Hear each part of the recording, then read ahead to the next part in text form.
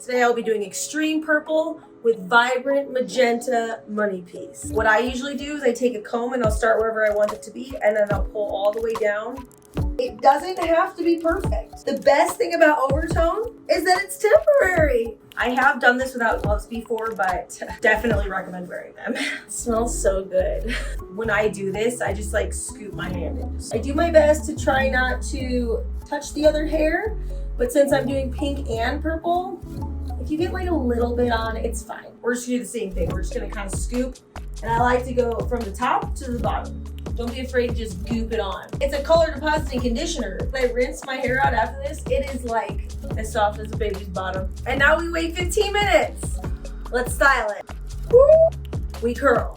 Look at it! If you guys ever want a temporary and fun change, overtone. They also make it for brown hair, so don't be scared and feel like a unicorn.